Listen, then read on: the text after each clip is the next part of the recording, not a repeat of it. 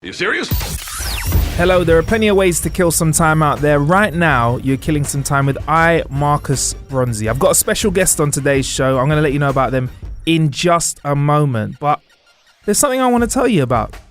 It's the place to go to for all things how to kill an hour. It's our website, howtokillanhour.com. Simples. I mean, to make it any more simple to get to, open your browser, do a bit of Googling, just type the words how to kill an hour into Google and you will find our website. But you can check out stuff like our videos, our podcasts, obviously, and articles that we write about the things that we enjoy. Especially something we're going to talk about in today's show called the Nintendo Labo. That's something that's it's made a very interesting article on our website, and we've heard some very interesting feedback about that.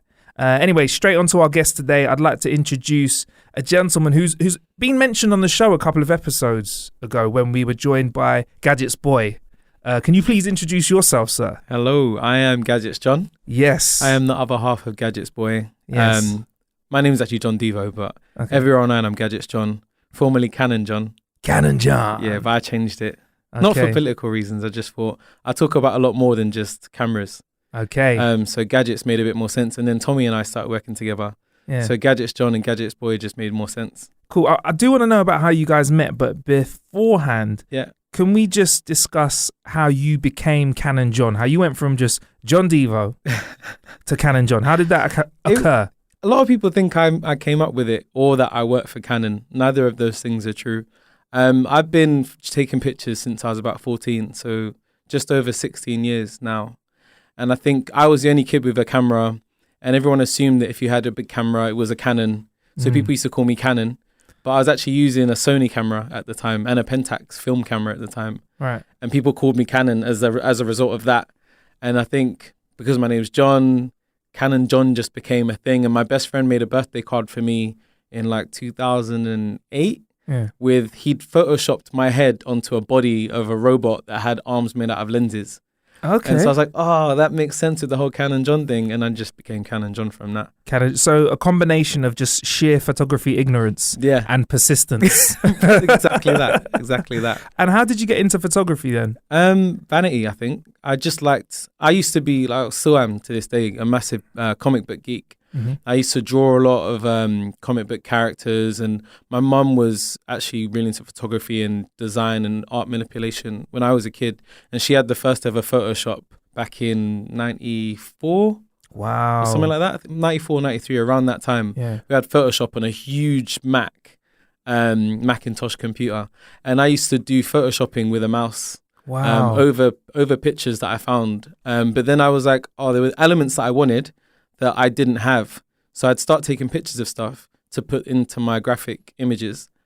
And then I started taking pictures of myself and then turning myself into like comic book characters or putting myself into weird scenes. And then I had friends that were signed. It was kind of around, that time when like urban artists started to come up, like N-Dubs were becoming a thing and people like Lamar were blowing up and Blue. I had a few friends that were connected to that world, signed to EMI, signed to Virgin, signed to Sony, and they were asking me if I could take pictures of them. And I was like, I don't even have a proper camera. So if you pay me, I was like 14 years old, 15 years old at the time. I was like, if you pay me, then I can shoot for you and then I can take pictures. And I did that. And from then people kept paying me to take pictures. So I carried on. And that is now what you do for a living, really? Good I never wanted to be a photographer. Really? That was not my plan at all. I liked pictures, obviously. Everyone likes a good picture, but that was not my plan. So what was the first Photoshop like then? The first ever Photoshop experience? It wasn't too dissimilar to what we have now. Right. But it was mostly just brush and clone. There was nothing else. Dodge, brush and clone. And now, I mean, the most professional retouchers I know, they're the tools they use most more than anything else. Dodge, brush and clone. And I think for the most part, it hasn't really moved from that. But now you've got all sorts of more, 3D tools, animation tools that you have in Photoshop now. So it's a much more, complete program for design. I think initially it was just about photoshopping, actually manipulating images. And I think that was the thing that attracted me to creating doing photography and creating images, was you could make something from nothing. It's great. And it's also crazy how the devices that you were using then, like you said, a big Macintosh. It was half the size of that desk. Wow. Okay. And it's a regular size table. So for a computer to be that big, that's crazy. It And was now you've got people with huge. phones that can, Well, you've got things some like of the things. Snapseed on phones, which Yeah. does almost everything that my Mac could do when I first started on Wow. my phone, which is insane. Crazy. Yeah. Crazy. So you became Canon John, Yeah. right? And you didn't want to really to become a photographer, but it happened. And Yeah. then but now you do like quite a range of photography, though, don't you? I didn't choose the photography life. The photography life chose me. True. It just happened. True. But I absolutely love creating images. I love working with people. I'm also a trained journalist, so I've found ways to combine, taking pictures, writing about people, and I really love that. The working with people side of it is a lot of fun. What kind of journalism do you like? I've seen a lot of your photography. I've not read a lot of your journalism outside of the tech world. I was trained like a traditional news journalist. Okay. I studied at City University Right. in London, and in my opinion, the best place in Europe to study journalism. Yeah. And I absolutely loved the news side of it. I did my work experiences at the Times. I did some work with them in the World Cup in South Africa. I worked with BBC World in radio, Yeah. helping out as a runner. So news journalism is what kind of drew me into journalism Yeah. and telling stories. But it's also very depressing. Yeah. And a lot of it is made Yeah. up, which you might know about, but a lot of it is made up. And I just didn't like the bias and the angles. And so I thought, what can I write about that I can still talk to people, I can still inspire people and engage people, that is fun and not so biased and a bit more engaging. And I thought technology became my avenue for that. So now I write about kit, and that's kind of how me and Tommy ended up working together. Yeah. So how did that happen? We met at a press trip, a press event. We kept going to the same kind of press events about men's grooming and fashion and gadgets. And we'd always say, maybe we should work together on something. And it just never came about. And then while Tommy was at Unilad, we were finding different ways where he got invited to something and he couldn't do it. He'd send me to do the words, or he'd send me to do pictures, or we'd work together on stuff while he was there. And then after he moved on from Unilad, we were kind of saying, what would we do just to get this off the ground? And I said, well, you got Gadgets Boy there. Let's just pick that back up and run with it. So me and him now are co-editors on Gadgets Boy. Yeah. And what is Gadgets Boy? It's a site where, people who are passionate about technology talk about what's new, what's good. We don't really cover stuff that's like, I don't believe that people make bad products. So I would rather focus on stuff that people are going to enjoy than just crapping on stuff that's not going to do the job. So I think we talk about stuff we're into, like phones, like drones, cameras, sometimes software, sometimes TVs, anything that's moving technology forward, anything that people are going to, they might be curious about it. We have the good fortune to be able to go and try this stuff out firsthand.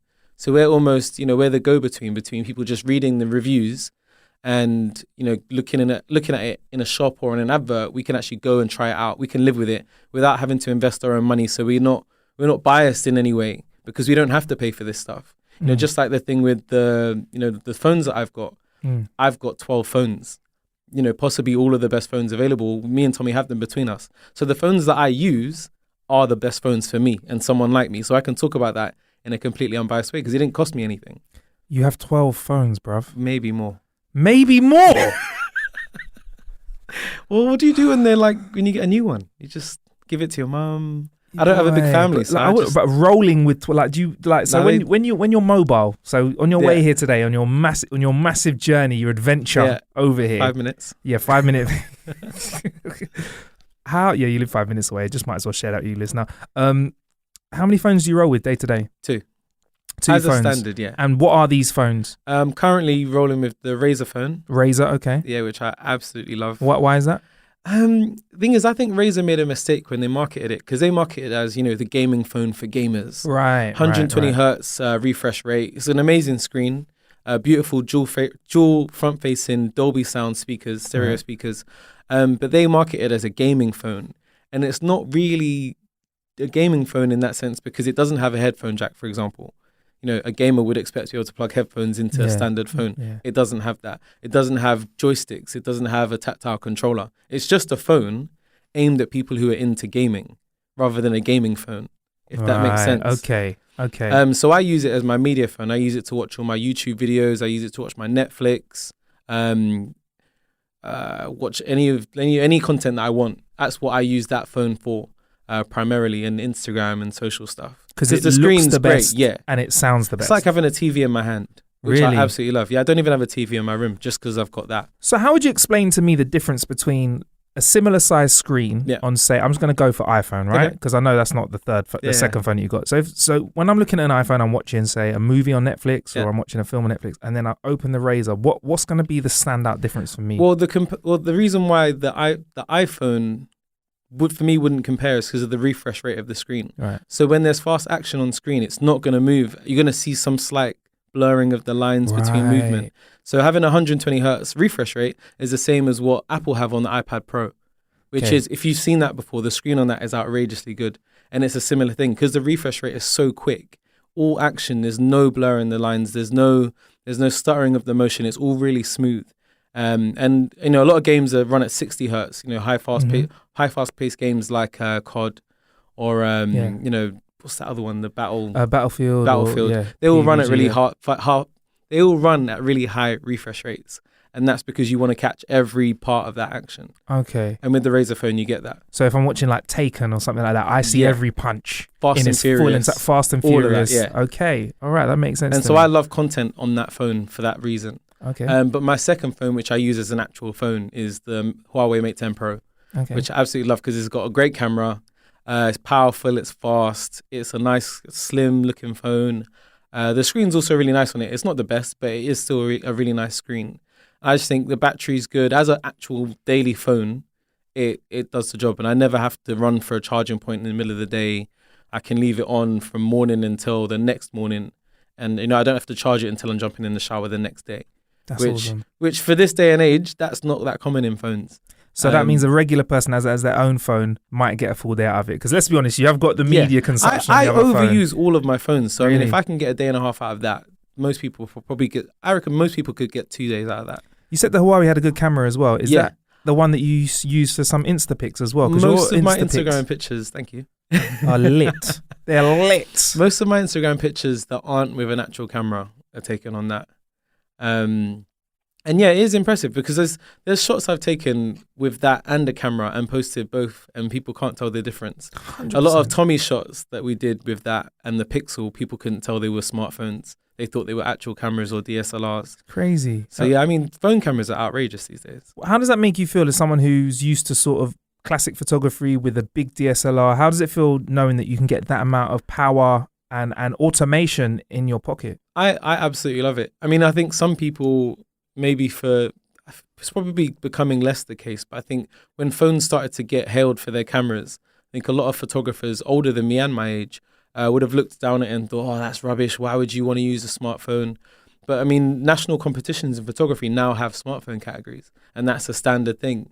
And I think at the end of the day, it's the image that speaks for itself. Yeah. No one's going to look at a great image and say, oh, well, what was that taken on a smartphone? It's rubbish. They're not going to say that if the image is compelling. And I think the fact that we have devices that are capable of capturing images that, now can dictate news stories, they can move you in different ways. It's about capturing the image at the end of the day. It's a tool. And if it's one of the tools I have that can take a picture, then that's what I care about. It's for me, having my phone is like having another lens. It's a different look to one of my cameras, but it's a lens that I've got and I can take pictures with it, which is amazing. And you definitely know about lenses, don't you? I know a little bit. You know about lenses, man. I've even had to hit you up about a lens. Thank you. You recommended a widescreen lens to me. A widescreen, is that right? Angle. A wide angle lens. That's it. A widescrreen lens. Was it 10 to 18? Yeah, it was the 10 to 18 from Canon. And I think I was talking to you. I said, look, I said something like, I just need something that's a bit wider. Yeah. I got a Canon camera. And Canon John was just like, straight away was like, yeah, get this lens. It's a reasonable price. Yeah. The quality's good. and I like, obviously I did a little bit of YouTubing. But I trusted what you said. And I was like, flipping out, that lens is great. Does that happen a lot to you? Yeah, I mean, most of my time on Instagram, part of the reason why I have an Instagram account and I'm trying to build a following on it is because I like people asking me questions about photography, about cameras, about video. It's nice being a resource and being helpful because I know that, I also get a lot of people asking me to give them cameras, which is bonkers. I can't do that. I'm not rich. I saved up doing, part-time jobs, working retail to buy my first camera. And then everything I made from shooting, I invested back into my camera equipment. So I've been, like I said, I've been shooting for 16 years. I've spent a lot of money on developing my kit. So that's why I have so much. None of it was given to me. So I know the investment it takes and how much it weighs on someone pulling the trigger on a £500 camera, on a £1,000 camera, in my case, my camera was £9,000.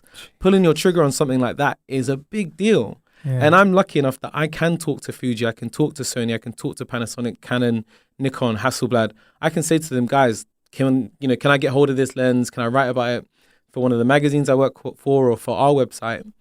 Having that privileged position means I should use that in some way to help other people. Yeah. So now that I get to use it all, I like talking about it. So most of my DMs are, John, my daughter really wants to get into photography. What first camera would you recommend for her?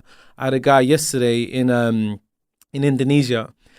He's got a Hasselblad. He's got the same Hasselblad as me, and he was saying he's having focusing issues with the lens. And he described it for me, and I said, what lens is it? Asked him if he was on the latest firmware, talked him through all of the kind of troubleshooting options. And it turns out that lens is just faulty. But he was like, thanks for taking the time, because he couldn't get hold of the company being in Indonesia because it's a Swedish-based company. So the time difference and everything meant he just couldn't call them up. But he could talk to me on Instagram and solve his problem. And being able to do that is incredible. I'm in London and I'm helping out a guy in Indonesia about a Swedish camera. That blows my mind, and I love it. That's awesome. You mentioned cameras for beginners. What would you recommend for someone who wants to begin in photography? I mean, if your entry point is already, you've been taking pictures on your smartphone and you want to step up to something better, I wouldn't say go out and buy a DSLR.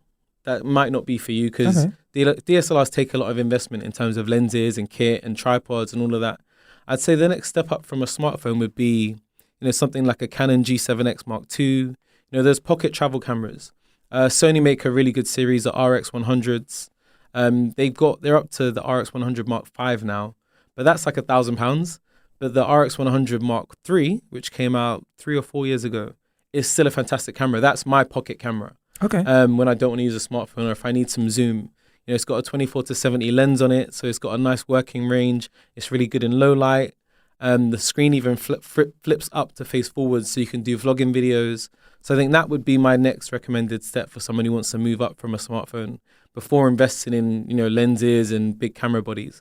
I think try one of the pocket travel compact digital cameras before you go to that next level. So compact cameras now, you think if you get the right one, they carry enough range for you to obviously not do everything that you need to do, but they do a lot. People are really down on compact cameras because smartphones are so good, but smartphones still don't have that zoom capability. So I think if you want, and they're still not as good in low light as a compact camera because they don't quite have the sensor size. The RX100 has a 1-inch sensor, so it's bigger than a smartphone. And I think it's that sensor size is something that a lot of people don't know about. And I think that's where you get the advantage with a compact camera, like the G7X Mark II, like the Sony X100s. Panasonic do some really good Lumix cameras in that range as well.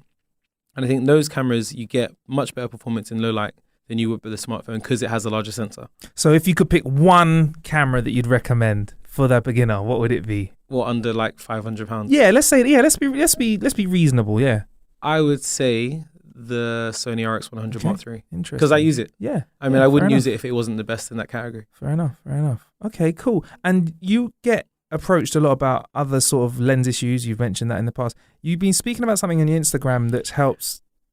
Is it calibrate lenses? Am I right? Yeah. So what? I don't know what calibrating lenses is. I didn't know they needed calibration. I thought they came out the box and they were fine. I go on these weird campaigns with my helping people with photography thing.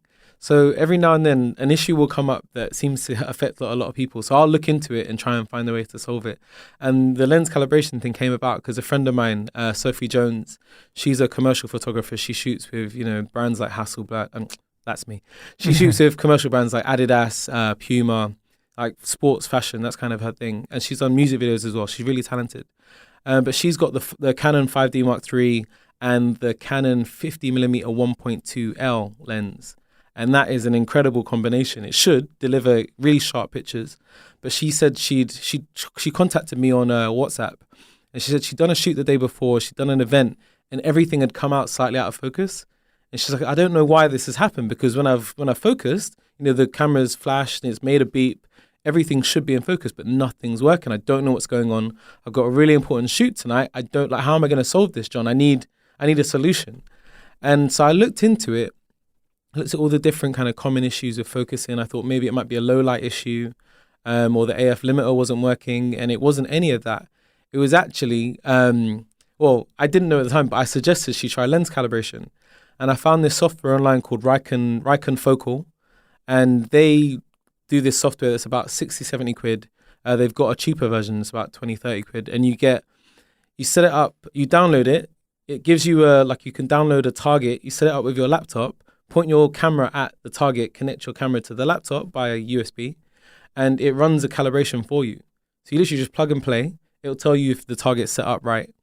And then once you hit calibrate, it runs for about 15, 20 minutes maximum. Then it will tell you what adjustment to make on your lens, and it can do it for you on some cameras. And she did this. She's not that techie at all.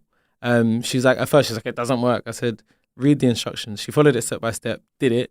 And within half an hour, she's like, John, you've literally saved me. The lens is working perfectly. And everything was solved with the calibration. Cool. Which is mad. What makes a lens act like that? I need calibrating. I really had no idea. I thought they were the same for life. No, so this is a problem that you get only with DSLR cameras, Canon, Nikon DSLR cameras specifically. I'm sure it happens with other DSLRs, but they're the ones that this software works with. But the way that cameras focus is you have two sensors. You have the camera sensor, the imaging sensor that records the image, and then you have an autofocus sensor. And both of those are in different places. So the autofocus sensor is in the base of the camera body. The imaging sensor is directly through the lens. So the camera gets light through the lens, hits the imaging sensor. That's how it knows what the image is. And that's how it knows how to meter the image, expose it correctly. But the autofocus, the light bounces from a mirror to the autofocus sensor, which tells the camera if it's in focus or not. And there can be slight differences, like micro differences, between what the sensor on the autofocus sensor is in focus and what the imaging sensor is recording. Right. So if there's any kind of difference between the two, they just don't communicate that right. So the autofocus sensor is like, hey, I'm fine. And the imaging sensor is like, yeah, the image looks good, but it doesn't know if it's in focus or not. Right. So the calibration software can detect those micro differences and make those micro adjustments for you. And a lot of people don't know that can happen. And it can happen with a lens when you change bodies. It can happen through daily use. It can happen through just knocking the camera a little bit. Anything, small things can make differences in the adjustments. And it could just be straight out of the box from the factory. Sometimes they need a bit of calibration. There was some, I read on the website, probably don't quote me on this, but you can look it out on your own time on the Rikon Focal website. But there was some kind of stat that said 6 out of 7 lenses can perform better after calibration. I mean, that's almost every single one could do with it. And if you think about it, the software costs 60, 70 quid. It works for life as long as you use the same camera. And you can always make sure your lenses are working on point. Rather than she would have done that shoot, blamed the camera that cost £2,000 or the lens that cost £2,000 when she could have solved the problem for 60 quid. Nuts. And I mean, I realized after that with her that there must be so many photographers who are blaming their kit getting out of focus shots when they're good photographers. They're not, I mean, sometimes it is normally user error.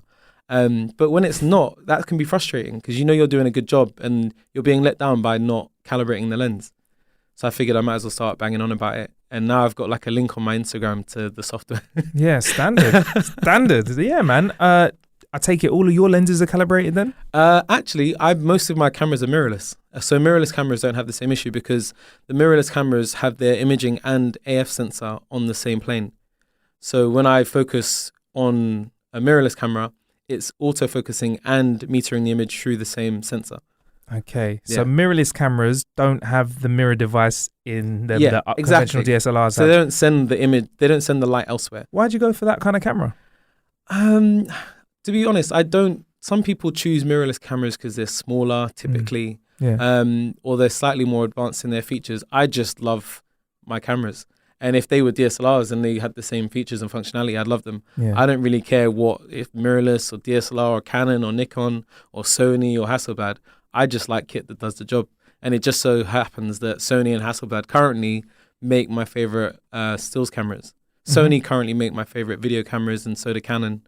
And so I'm not really brand loyal. I think it's all about the model. If the model does the job, then it shouldn't really matter who made it. I think that's the best way to be with technology nowadays because the ebb and flow in terms of progression means that one year someone's got it another year someone else has Yeah, got I mean, it, they're so, not football teams. Yeah. So why are you backing it like you owe Yeah. them something? It's weird. And we all know what it's like supporting a football team like Arsenal. I don't. But I mean, I've had a similar heartbreaking situation recently with sports teams. Really? Yeah, I'm a Vikings fan. Oh, okay. And we got decimated by the Eagles in the playoff game, the championship playoff game. Okay. And yeah, it was heartbreaking because everyone thought, this would have been the first year ever that a team was going to host the Super Bowl and be in it. And we fell at the last hurdle. Oh. And so we didn't, instead of making history, we got embarrassed in Philadelphia. It was really hard to watch. How long have you been into NFL for? Since I was about 13, Okay. maybe a little bit younger. I remember the 49ers coming over here when I was super little. And so the 49ers were the first team I really liked, and they had red and gold uniforms and these big guys in the suits of armor. I just thought it was cool as hell. And for me, it made a bit more sense than rugby because they can pass the ball forwards. So I like it. And also the guys don't roll around at the slightest hint of a tackle. They take a beating and they stand up and they keep working for their team. Whereas I think football, English football, it's embarrassing to watch. And I used to be a United fan, but I don't know. I lost love for it because of all the fake tackles and asking for yellow cards. They're just too soft. It's quite scary when you think about the amount of pressure that NFL players put themselves under. Not just like the pressure is in, I've got to win a game, but the physical their pressure bodies they put themselves are on under. the line every single day. Yeah. And it's insane. Like when the Vikings had been over here to play twice, Yeah. and the first time they came over, a couple of their players gave me their gloves because I was covering it, and I managed to go into the change room afterwards to do interviews. And I was like, look, I wouldn't normally do this, but I'm actually a fan of this team. Could I get your gloves? And then a couple of them heard me and they gave me their gloves. And I looked at them afterwards and they had stud holes through the hands and blood marks stained into the stud hole. So like guys are men that weigh 200, 300, 500 pounds have potentially been standing on their hands throughout the game and not one person came off injured. So when I look at football now and they get a slide tackle and they're rolling around 5 times, for me, I can't enjoy seeing that when I know what NFL players put themselves through and keep playing. So you don't like the theatrics of football at all? It's embarrassing. And it's got worse. The more kind of South American influence and Spanish influence we've had on the English game, the worse it's got. Because when I was a kid, when I was a United fan, we had players like Vinnie Jones, Robbie Fowler, people who were tough and would put in a tackle and take a tackle. And I admired that. But now that they're all effectively models that can kick ball, I don't find that entertaining at all. I don't rate that at all. Anyway, back to the tech before we go too far, John. With regards to photography, I can't have you here and not ask you for some tips for photography. So I use an iPhone and I have a DSLR. So I'd like with my iPhone, and got Pixel XL as well. What would you suggest would be a nice generic bit of advice for someone using a phone to take pictures? With phones, I think, my general advice I'll give afterwards, but with phones specifically, I think the thing that most people don't pay attention to is wiping their lens. That was one of my campaigns last year, was getting people to wipe their lenses because they take pictures and you get like weird flare from the light because you just got finger grease on it. And they'd be like, oh, why is the picture not coming out clear? And I'd be like, let me see your phone. And it's all smudged. And I'd wipe it. And they're like, oh my God, it's perfect. I'm like, just wipe the lens. So hashtag wipe your lens. Yeah. Okay. Secondly, I'd say steady hands. It's quite easy to get blurred shots. But I think people forget because it's a phone, you're just taking a snap. I don't think they think so much about, putting 2 hands on it, especially in low light, and just making sure your hands are steady. I'd say that as well is a big thing. Okay, cool. And what about with my DSLR and or even if I've got like a nice point and click? So I think that would have to be general photography advice. Because if you've got a good camera, the challenge really is finding interesting stuff to take pictures of. But most people just take pictures of interesting things. They don't take interesting pictures of them. So, they'll walk past a piece of art or, a piece of graffiti and just take a picture of it. And that's boring. Like one of the sayings I read a long time ago when I was a kid, but I've lived by it in my photography life is, a good picture is something that shows us the world that we know. And a great picture is something that shows us the world that we know in a way that we've never seen before. And I think that's what I always try and aspire to and I try and get people to do is if you see something that looks cool, try and find an interesting way to show it to me. You know, even if it's a person, move them into the light. You know, try and show them in an interesting way. And I think a lot of people just don't do that. They see something cool and they go, "Ooh, cool thing, take a picture." And they think that's a good picture, but it's actually just a good picture of something that was already cool anyway. You've done nothing with it. Right. So yeah, that would be it. So make things that are interesting, even more interesting by taking an interesting photo. Then. Yeah. A lot of the use of the word. Try and find another way to show me the world that I know. Yeah. You managed to do that on your Insta though, and also on the Gadgets Boy Insta, like the way that you take photographs of London, make it look like somewhere I want to go on holiday. I'm like, where is this place? I want to go there. I'm like, oh, it's Clapham. But I think people forget to explore the cities they're from, man. When you go to a foreign city, you walk around, you're a tourist. And I think one of the I guess it's a blessing and a curse being from a great city like London. We don't get to see it like tourists do. And unless you're like Tommy and I, me and Tommy will just go out for walks and we'll walk around and we'll find, you know, places that we didn't even know were in the area and find interesting places to shoot, interesting angles, you know, buildings that we could get up to and go to bars that have rooftops and look at the different places you can see from them. I think definitely encouraging people to explore their cities a bit more. And I've done the same thing when I've gone to like Brazil, when I've gone to Spain, Barcelona, to Paris. I take pictures there. And in Berlin, same thing. And people from there are like, whoa, where is this? I think people just forget to explore their cities. And also they're not looking for interesting ways to show the world that they know. They're just taking pictures of the world that they know as is. Right. Okay. Yeah. What's your take on food photographs then? I typically won't post food photos unless it's on stories. Right. I don't think anyone wants to see that anymore. Is that we all done know. now? Well, I just don't think it's interesting unless that's your thing. And if you make food or you know you're a food reviewer or something, then that would make sense. But I think Instagram accounts that people enjoy watching are consistent. So if your whole thing is I'm a traveler or I'm into tech, and then you're posting pictures of food, it just doesn't fit your timeline at all. So I just would avoid it completely. Yeah. Or if you want to show people, you know, you're out eating somewhere nice, put it on stories. Or have a stories just for your food. Now that you can save them. Exactly. Yeah. Story just for your food. That'd be good. Like a featured story. Yeah. I take it you're a big fan of the Insta story. Then I love that. Nick Bright, another presenter on the show, he really did. He did say a long time ago that he thought Insta stories would take over Snapchat stories, and I feel like now Insta stories is where it's at. I would say so. Stories wise, just because it's so accessible. Everyone has Instagram now. I think most people have Facebook, and now that Instagram stories is integrated into Facebook, I think that was the death of Snapchat. When they did that, I was like, I don't see why you would want to use Snapchat now, because one of the things I don't use Snapchat much at all now, but I used it a little bit when it first came out. And my issue was I don't want to have to create my stories for Instagram and then have to go into another app and create another set of stories for that audience as well. I'd rather just consolidate my audience into one area where most people are, which is Instagram and Facebook, and just use stories. So I think I don't get why people still use Snapchat. Honestly, don't.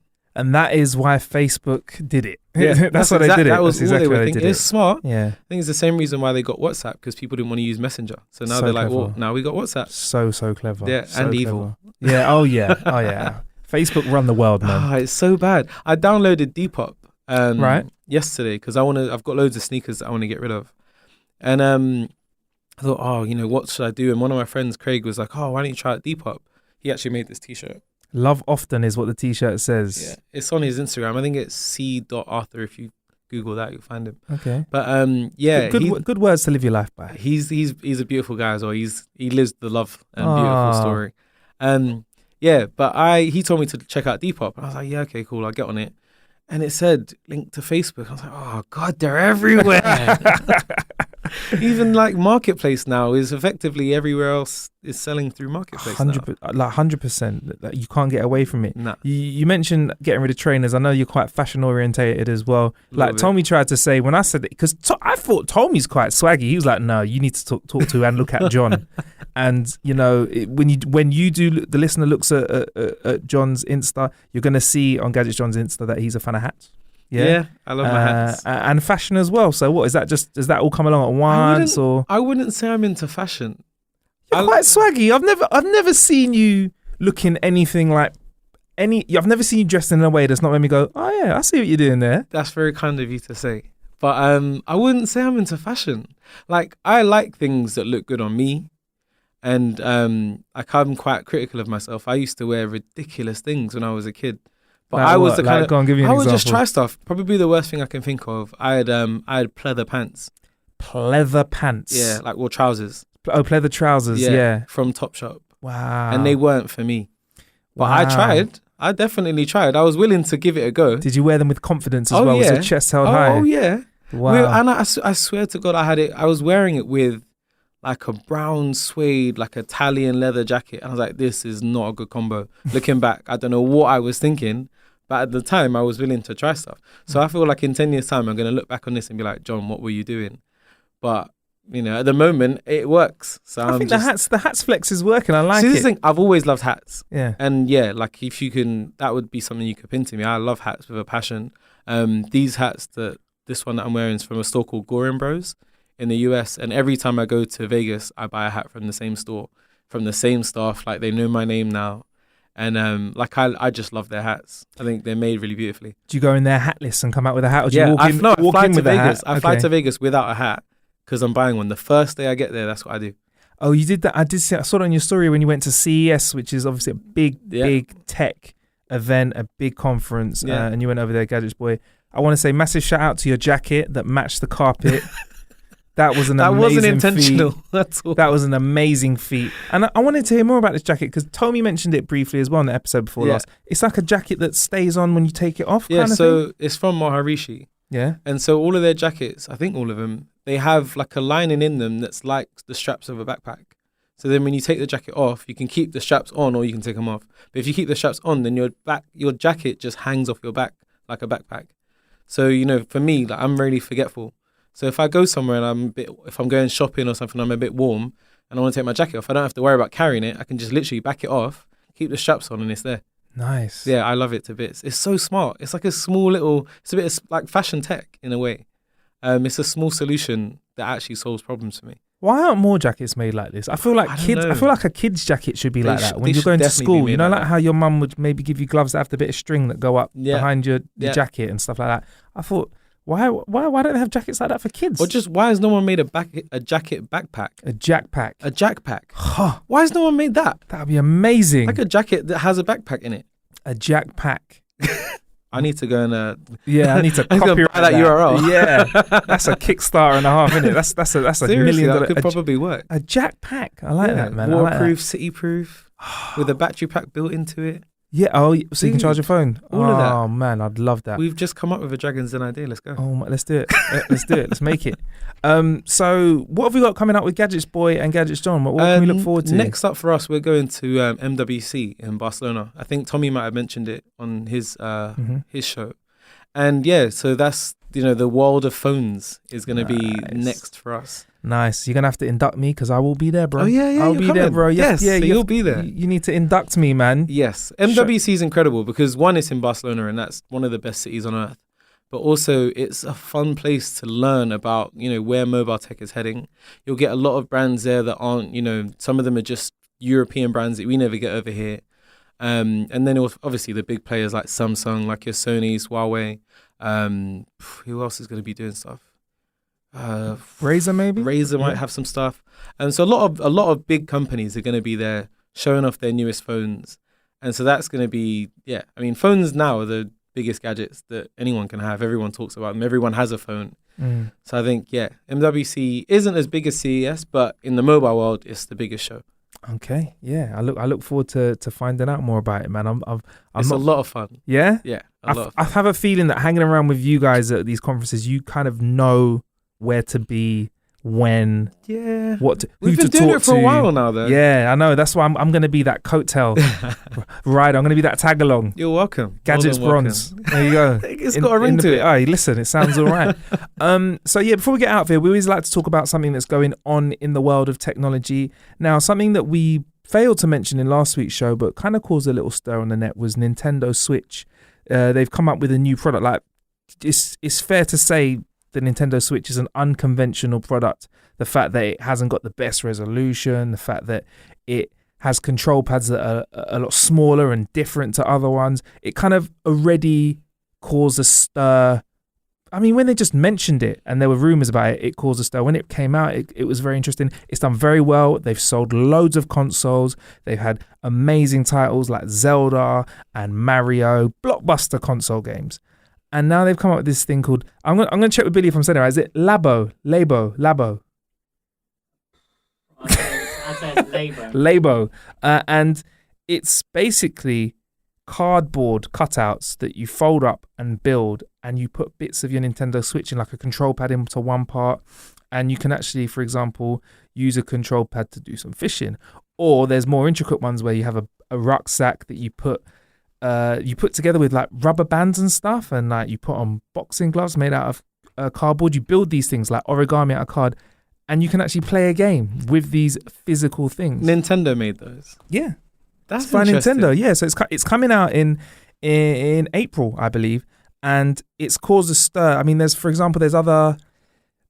done something else where you can connect up a specific type of origami you connect it to a control pad and use another control pad. And the way it vibrates, because it's got the HD vibration in the Nintendo Switch, means you can move things around and stuff. It's very interesting. Now, there was one part of the tech world that was like, this is cool, this is great, and there's another part of the tech world that was like, this is stupid, man. I want a game. I don't want to mess around with cardboard. What are your thoughts on it from me just describing it? I think people have to remember that first and foremost, Nintendo is a Japanese company. That's where that's coming from. You know, they are very ingenious people. They like to be creative. They like to create things, physical things. So just from the sound of it, that sounds ripe for the market that they're developed in. And it might not translate so much in the Western world or in the UK or in the US. But I think for the Japanese market primarily, that sounds like a hit.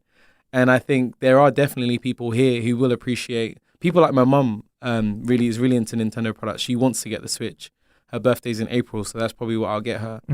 And yeah, I think people like the ingenious nature of it, that you can just create stuff. And I think one of the things that you see phones doing and VR doing is trying to bring the gaming world into our world. That's why I think augmented reality has taken a much more faster growth than VR has. Because VR is very insular. It still keeps you in the virtual world, whereas AR puts it out there. And you'll see, because you've got a Pixel phone, you've now got the AR stickers that they have in the Pixel, which is super fun. You can literally create like Star Wars X-Wings in your house. Awesome. And I think people love bringing the gaming world and the movie world into this world, because that's, for me, it feels futuristic.